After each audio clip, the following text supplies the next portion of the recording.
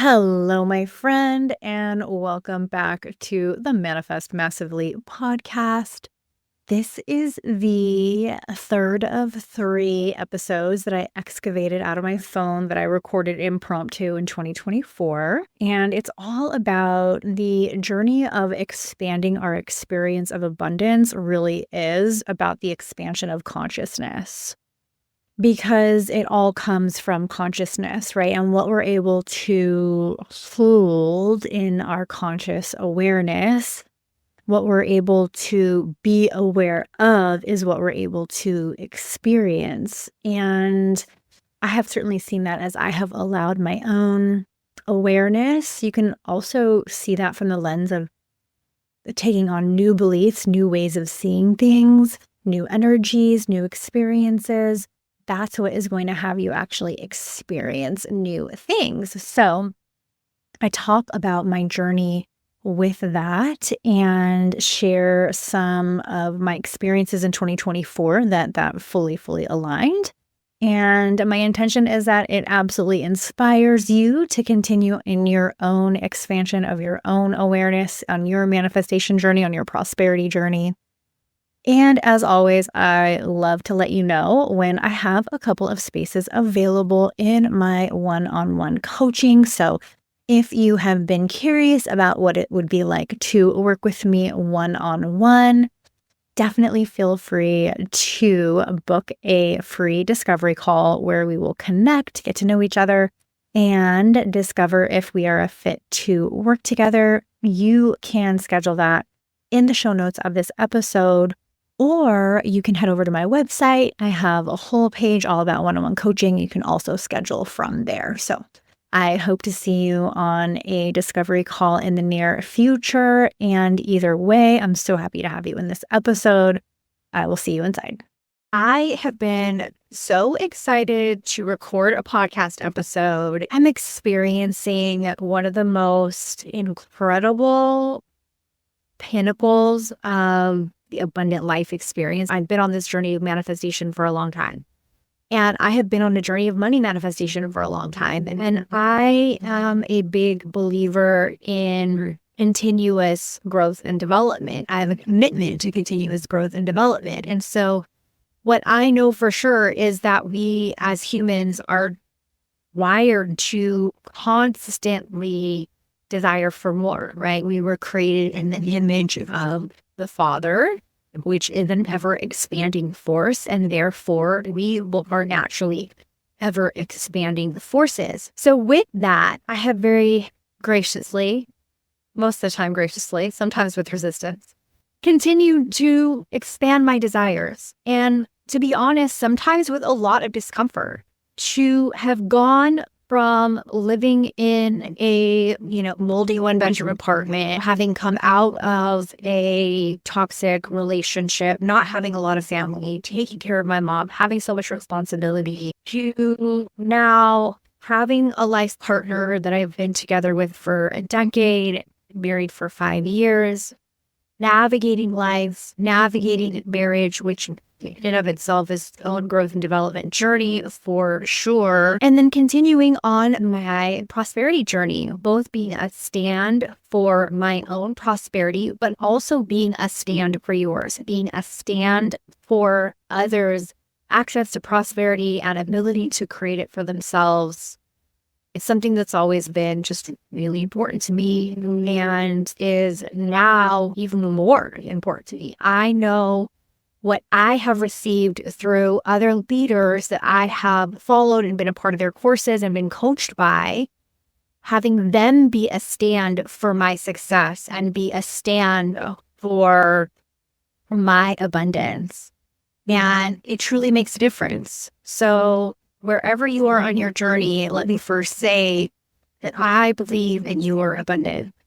I believe in your ability to prosper. But what we know is it does require us to continuously increase our own belief in ourselves and our own value. Borrow my belief. You can borrow others' beliefs in you, others' faith in you. Absolutely. That works. And sometimes we need to. The journey of continuing to own our worth and expand in our worth and then own it some more is crucial, is critical. So that being said, I am literally sharing with you while on an escrow on my first investment property. Now, I have a long history when it comes to real estate, and it's not necessarily a positive one.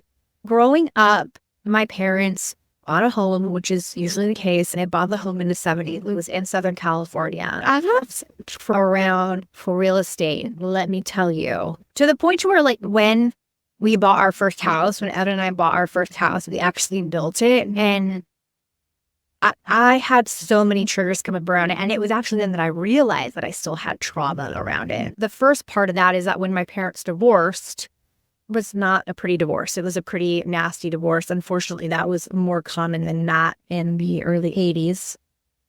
And there was this big dispute over whether or not my mom would fully own the house. And my dad ended up signing it over to my brother, so his half over to my brother, rather than fully in my mom's name, which ended up really being disastrous when we extrapolate to town. He wanted me to have a portion of it, but I wasn't 18, so he couldn't put me on the deed.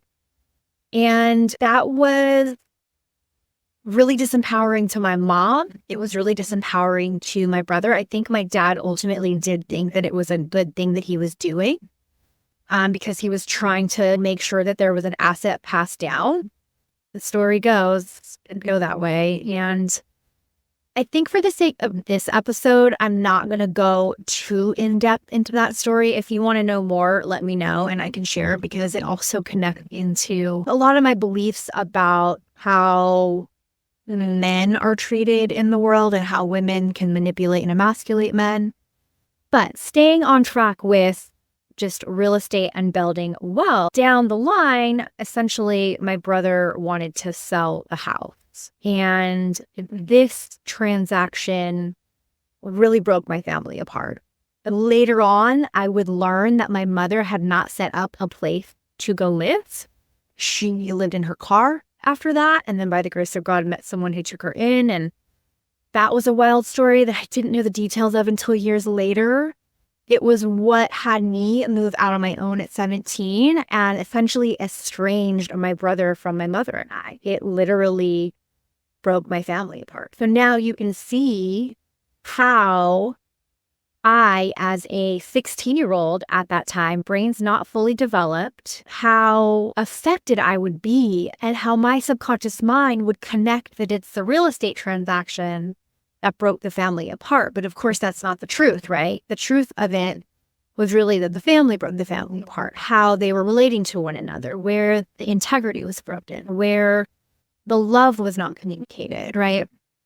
But in my mind, I actually had a very negative view of real estate agents because of, I think the real estate agent knew what was going on. Obviously, she wasn't going to put a stop to it. She wanted to make the sale. Like, it's obviously not her fault, but at the time was just heartbreaking. I was in the office when they were signing the final papers. And I, from the age of 16 on, I just wrote off owning property. Like, I wasn't going to do that because my subconscious mind had decided that it was a threat. It breaks families apart. It breaks relationships apart. So I just wrote it off. I decided that real estate agents were icky. I decided that owning property was out of reach for me, that I never would. And then, of course, I didn't examine those beliefs and thoughts until years later when I realized, like, why the heck am I not doing this? Why don't I have assets? And then I was able to really understand that.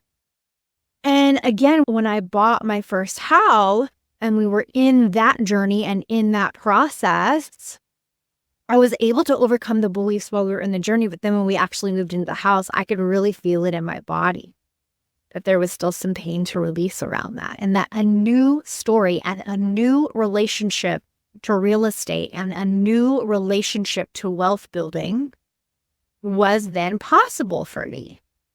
Because previous to that, I had taken myself out of the game. In fact, I didn't even let myself get a ticket to get into the game, right? It just wasn't something I talked about or worked towards or anything. So fast forward to today, and why the heck I'm even talking about this with you is we are in escrow on a second property, on our first investment property, which will essentially be run as a business, run as a short-term rental.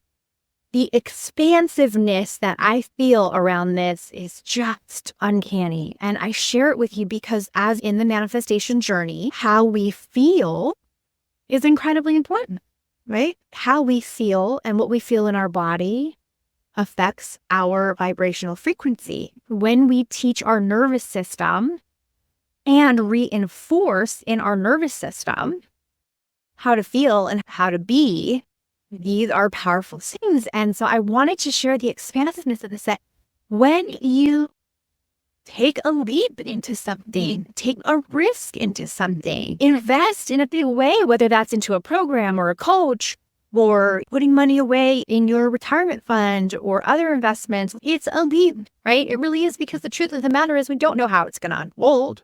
We have our intention, we have our stand. Those things are really powerful. My husband and I had a lot of conversations of just being unwilling to be taken over by fear. And it was interesting because as I was interviewing property managers, I had one that I interviewed that was just, wow, so negative, so fearful. It was so interesting. And my fear trigger started to get activated. And it's actually this beautiful thing of me being like, wait a minute, this isn't my fear. I've now gotten influenced by her fear. It's not even my fears are logical, but I wasn't in a fear state until I got on the boat with her. So to then be able to unhook from that, detach from that, go back to my own stand, my own commitment. And I think it was the same day that the seller accepted our offer. We're officially in escrow. This is a level of expansion that years ago, I wrote myself off. I wrote it off as even a possibility. And then here we are, because I kept moving forward in my mindset. And I said, maybe I don't know the hows and the ifs and the buts. And I wanted, even when I was exploring like next steps in my career, I happen to love real estate. I love travel. I love staying in different Airbnbs. And I think that the industry is great. I think what real estate can do for people is great. And yet I didn't necessarily want to become an agent at that time. I kept seeing myself as an investor. That's what I kept seeing myself as. Didn't really know how that was going to look. Didn't really know how all of that was going to unfold. And I just let that desire be. And I would even joke around. I'd call myself the land baroness or a real estate tycoon and chuckle at the idea, but playfully, not writing it off. And here we are, and it just feels so amazing. And my intention is that this inspires you. Number one, to look at the past. Is there something that you have written off? Is there something that happened in your family, in your past experience that made you decide, oh, that would never be for me?